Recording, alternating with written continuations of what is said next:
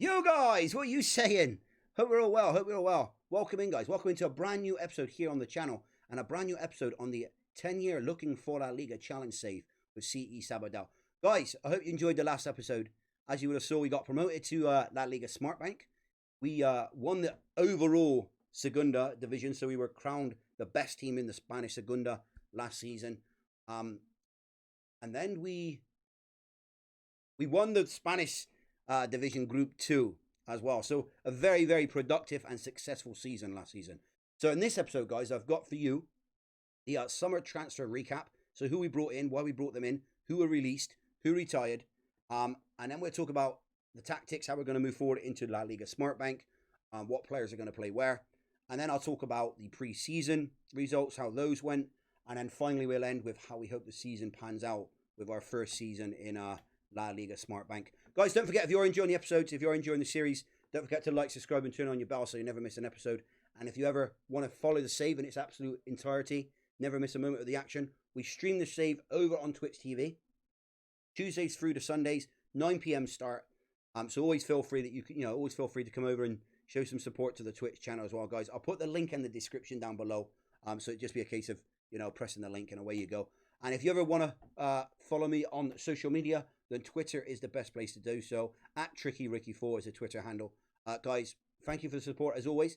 I hope to see the continued support. You all absolute legends, man. Without further ado, guys, let's get into it.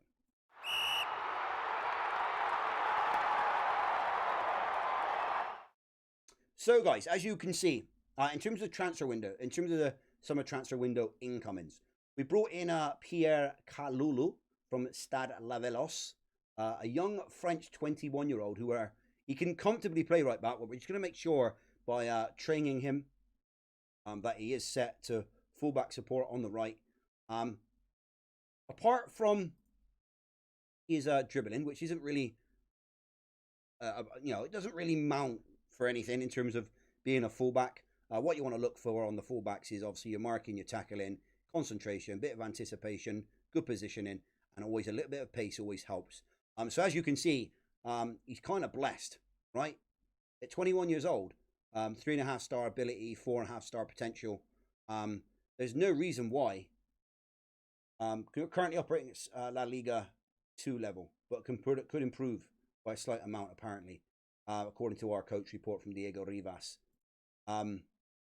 There's no reason why we can't really, turn this guy into a bit of an animal, especially at, lower La Liga 2, La Liga Smart Bank level, and then hopefully at the lower end of the La Liga levels, right?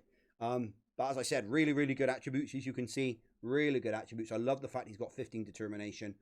This needs a little bit of work in terms of his teamwork and work rate, but hopefully that'll come as he progresses. And hopefully it always helps as well being a defender. You can whip a ball in, so hopefully we can improve his crossing as well. The next player, guys, that we brought in is Santiago Bueno from Girona. We brought him in on a 2-year loan deal. He's going to be our third choice centre-back. We're going to play him as a no-nonsense centre-back on stopper duty.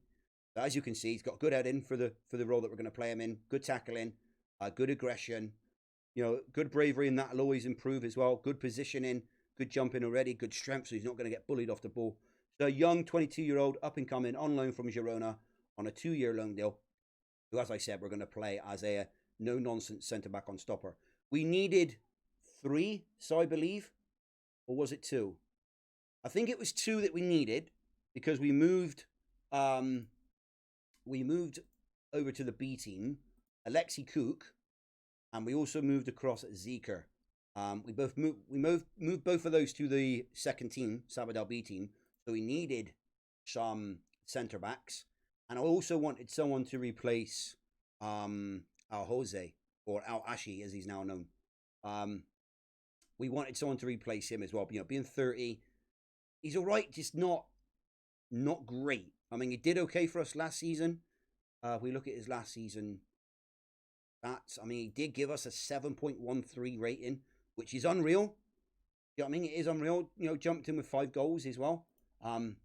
But being the fact that we're, moving on now to the next league, La Liga Smart Bank, we need someone that could really push on. So in the end, I actually brought in 2 centre-backs, especially first-team centre-backs.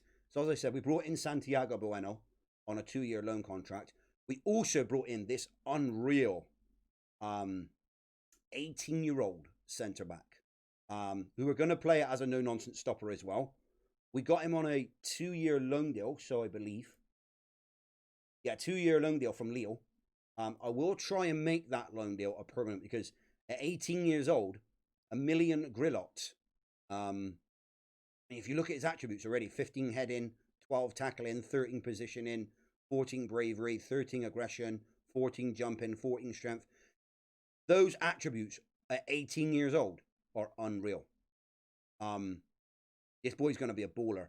We just double check that we've got him. No, we haven't. So what we do, we go no-nonsense centre-back on stopper duty and just make sure that he's always focusing on becoming the best possible no-nonsense centre-back that we can possibly get. That was Emiliano Grillot. We also signed Baba Torre. I don't think we're paying any wages for him. No. We paid £1,400 of his wage. The only reason I went and got this guy, I'll be totally honest with you, is Abdullah Indoor was injured and he's out for 6 weeks to 2 months. Whether we looking instantly at these at the attributes, I already know that once he's back from injury, Abdullah, he will be back up because Chioriore, in my opinion, is a better player. So we've got Baba Torre on a 1-year loan deal. Yeah, a 1-year loan deal, but his contract at Le Havre runs out. So depending on how he performs and how he progresses, it may be someone that we look at becoming our player, so to speak. You know, being at Sabadell on a permanent deal. But being 28, he could very well next season, depending on how we do and how the season pans out, he could become our backup left back, and we'll get rid of Abdullah Indoor. Who else did we bring in? Right, we brought in, no, Cavallero was already here. We brought him in last season. Vallejo was already here. In terms of signings as well, we brought in TJ Iome. We brought him in on a free contract. He's got 3.5-star current ability. Let me have a quick nosy. Yeah, 3.5-star current ability, but potential for 5 stars. Unreal pace. But as a central defender, again, he would become a no-nonsense centre-back on stopper duty. He could even play the cover duty, given the fact that he's got unreal pace. 16 acceleration, 15 pace. But this one was brought in simply because we had a little bit of money left. And I was looking at the future, and I saw him, and I thought, well, 21 years old, you know what I mean? Already a decent player. But if we loan him out, we can hopefully turn him into an even better player, and then he can potentially come in if we can't get Grillo or Comas on permanent deals. We also brought in Thiago Rodriguez, a 21-year-old up-and-coming central midfielder. Can easily play the DLP role, but can also play the central midfield role on support. So he's going to be basically backup to Romero and Ray. That's what he was here for. But he could potentially be loaned out if someone decides to come in for him. I don't mind loaning him out. 21 years old. Try and get him progressing as quick as we can. I think that was it, boys, in terms of incomings. In terms of outgoings, we loaned out Aitor Pascual, our backup right back. We've loaned him out simply because we've still got Christian Marquez. But already, considering looking at his ability and his potential ability here, there may be a possibility that we don't even use Aitor. I mean, it might be that the fact we'll loan him out for the season that he's out, and then next season when he comes back, we'll probably get rid of. We'll probably see if we can just get a little bit of money, get him off the wage bill, and he goes out. And then in terms of released players, Vitola decided to retire. I mean, he is 37 years old, but he did do an unreal job for us in the Spanish Segunda last season, sitting in that anchorman role. Cameron Starr decided to retire as well. Ian Mackay, goalkeeper, he decided to retire. And then Javi Quintero was released on a free left back. We don't need him. We just didn't need him. So we got rid of them. That is the team, boys. In terms of our tactics, let me just check we've got everybody on the right training. Fullback support, yeah. Grillot, no nonsense centre back on stopper duty. Babatore. We're going to put him on a fullback, boys. Fullback on support. That is Babatore. Everyone else there is fine. I've not done much in terms of this. Oscody is now going to become our backup right back because we're going to play Otto instead. Jorge Otto. He's just slightly better now, in my opinion. So we're going to put him there. I know it says winger, but he's reasonably strong on his left, so he can cut in reasonably strong from the right position. Bang one past the goalkeeper, like, do you know what I mean? That's what we're hoping from him. Let me check Santiago Bueno, make sure he's on the right training, which he isn't. So we go centre back, no nonsense centre back, stopper duty. Then we'll go to Eon. I mean, while he's here, I want him training with us. So we go training. He will go no nonsense centre back on stopper duty. We'll do that. Sometimes I play no nonsense centre back, and sometimes I play centre defence. What does it for me in terms of that decision, whether you're going to be a centre defender or no nonsense centre back? This. Your composure on the ball. That plays a massive part of whether I'm going to play a player as a no-nonsense centre-back or a central defender. A central defender, normally I'd like double figures in terms of their composure. The reason I play no-nonsense centre-back on stopper is because he has low composure. I mean, it's not low, right? It's 9, but it's not double figures, which is what I always look for.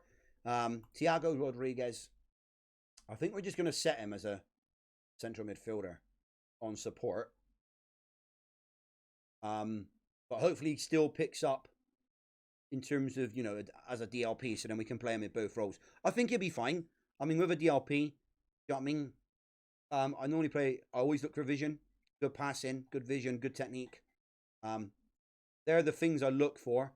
And decisions. Simply because what you want is someone that can pass the ball, but someone that can find the pass, right? So you need good vision, you need good passing, and you need good technique to, to pull that off, to see the pass, to ping the pass, to find your man, right?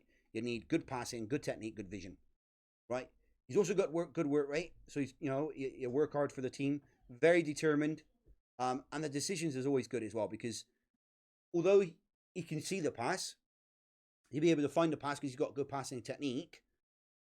You still need him to have that good decisions because you want him to make the right pass and not just be able to spot a pass and play it, right? You want him to have the right decision. Is that the right pass there, or am I better off playing it that one over that pass there? So the decisions are vital, right? That is Thiago Rodriguez, and that is the team, boys. In terms of set pieces, let me just check set. In fact, we'll talk about the tactics first. So I'm going to leave the tactics exactly how they were last season. So we try to play positively. We'll try and play on the front foot, pass into space because we've got unreal passers of the ball. Play out of defense. The defense we have here. I mean, they all got good. Right, 10 pass in for Traore, 10 pass in for Grillot. Arnaud Comas has got 12 pass in, and Kalu has got 13 passing. So there's no reason why we can't play out of defense, right? We run at the defense. We've got players here that have got very decent pace, not unreal pace, but decent pace. That if we get them to run at the defense, we can cause them problems, right? We can cause the defense problems. If they make a rash challenge or a penalty, a foul, they get a player sent off. We try and use that to our advantage. Extremely high tempo, so we try and pass the ball around as quick as we can. We get the keeper to take short kicks, so you can play little short kicks to the defense and distribute it to the fullbacks as well, as I said. When we lose the ball, so when we won the ball, we look to counter. We look to counter as quick as we can, and when we've lost the ball, we literally be like your Liverpool-esque sort of team, right? Trying to think of a team that does that sort of pressing in Spain. Trying to think of a team that does it. I mean, can't think of one at the top of my head, but like I said, Liverpool are a team over in the you know, in the English leagues, in the Premier League. Yet once they've lost the ball, they literally come on you like a pack of wolves. So that's what we do with the counter press. And then we play a lower defensive line, so we try and sit the, you know, we invite teams on, but we've got unreal defense, right? So we've got no problems with that. We've got no problems with having, with playing a lower defensive line. Higher line of engagement. We look to engage teams higher up the field once, you know, are attacking. So basically from the midfield, from here, we look to, you know, we look to engage them up higher up the field, and then we extremely urgent. So we press, right? We press after that ball. That is a tactical setup. So as we play, you know, Kalu as a centre back. Comas have actually got on centre back covering. And like I said, boys, you know why? Because it's double figures. It's double figures because he's got 12 composure, and that's why I don't mind playing him as a cover.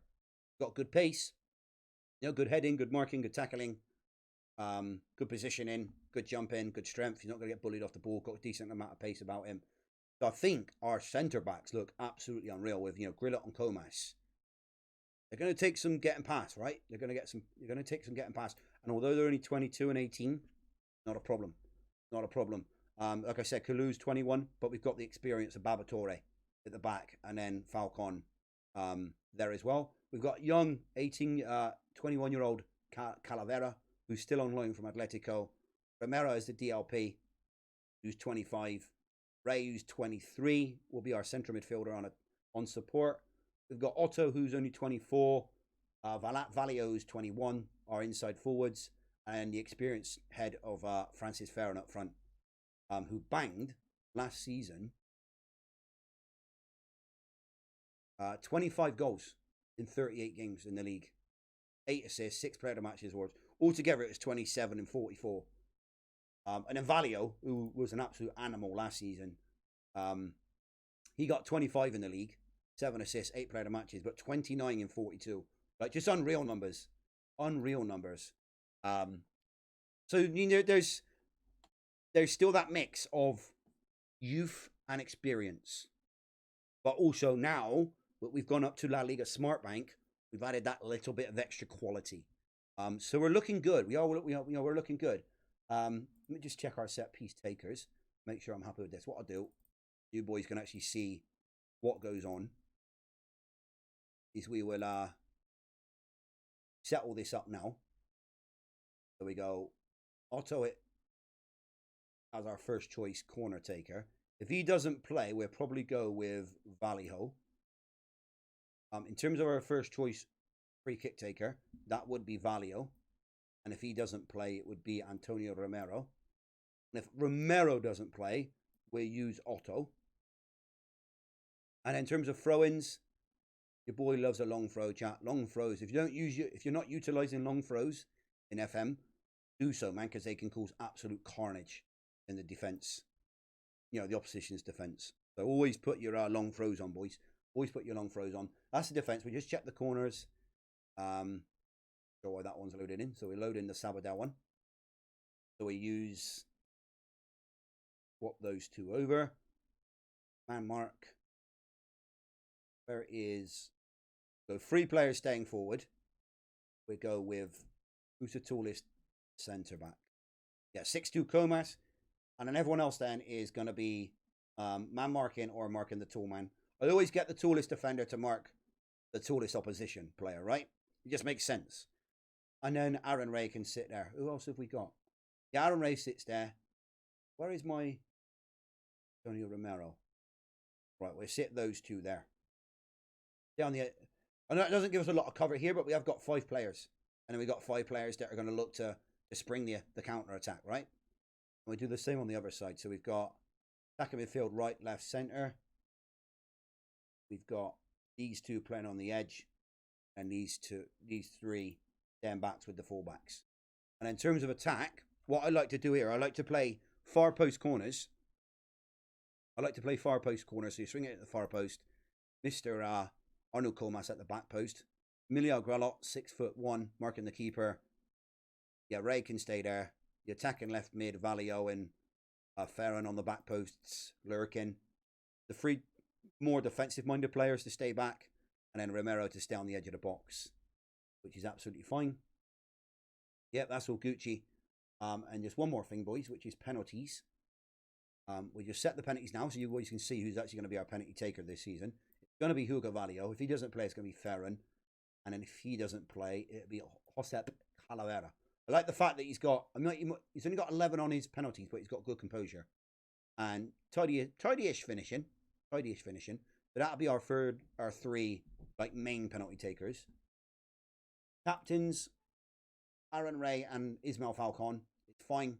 I like to have good leadership and teamwork. And Romero covers them, not Aaron Ray. So I'm going to swap. Where is... He's not on the list. Why is he not on the list? Antonio Romero. Right, okay. He's not on the list, so we'll leave it at Ray then. And Falcon, the goalkeeper, can be vice captain. Right, that is all the captains. That is all that, boys. So let me take you now over to the pre-season results. So I'll quickly take you over the pre-season. So we started pre-season against Getafe. Beat them 3-1. We lost to Barcelona B's team, who are actually in our league. So hopefully we can, hope that result doesn't mean much going forward into the league. We then got back-to-back draws against Espanyol and Girona's B team. We then smashed Rio Torto 10-0 in a friendly. Then beat Deportivo 2-0. Then beat Lanese 4-2. Beat our B team 4-0. And finished with a 4-1 victory in pre-season against Elche, who happened to be our first opponents of the new season, guys. So that is pre-season. In terms of the vision and what the board are hoping for, so they want us to sign players under the age of 23. Want us to develop players using the club's youth system, which we can't quite do at the minute because we don't have a great youth system. But as we progress through the save, hopefully we can make sure we got the best of everything. Play attacking football, which we do. Make the most of set pieces, which we try. Play high tempo, which is what we do. Work within the wage budget. We're trying, although we are a little over that by about £1,000. But if we can, get a couple of players out on loan, hopefully we can make sure we stay within that. Maximum 1-year contracts and a maximum 2-year contracts for 33 and 31-year-olds respectively. And in terms of the actual position in the league, they just want us to fight bravely against relegation. I'm hoping for better than that. I'm hoping for a mid-table finish. At least a mid-table finish in our first season. With then season 2 being the fact that we try to get a playoff spot. And if we don't get promoted in the second season, then really push for that promotion in the third season. I always like to try and give at least 3 seasons in the new league to go from entering the league to promotion. If we can do it in quicker time than that, happy days, right? And hopefully we can. I mean, we're already 2 seasons in, right? So hopefully we can do it within the first or second season like we did with the Segunda division. Anything else we need to go over, boys? I don't think there is. I think that covers everything. I'll quickly take you through the schedule. So we start against Elche, Eibar, and Husia. So 3 tough opening games. In terms of the media prediction, they actually predicted us to finish bottom of the league. Going the stages, media prediction. They were predicted to finish bottom. And then Elche are predicted to finish 13th. Husia are predicted to finish 5th. And Eibar are predicted to finish 2nd. So he's got, a tough opening 3 games, if I'm being fair. Las Palmas, it's a tough opener. It's a tough opening few games, but, we'll try our best to see what we can do. The first 3 games, as always, boys, will be episode 14. So I'll show you action from the 3 opening games of the season against Elche, Eibar, and Husia. I think that wraps up pretty much everything, guys. I think that wraps up everything. So let me take this opportunity to thank you all for watching the video. I hope you all enjoyed the video. If you did, don't forget to like, subscribe, and turn on your bell so you never miss an episode. And if you want to watch the save in its entirety, feel free to come over to Twitch TV. Tuesdays through to Sundays, 9 PM UK time, is where you can see the save in its entirety and never miss a moment of it. And if you ever wish to follow me over on social media, guys, then Twitter at TrickyRicky4 is the best place to do so, guys. Guys, until next time, take care, stay safe, and adios.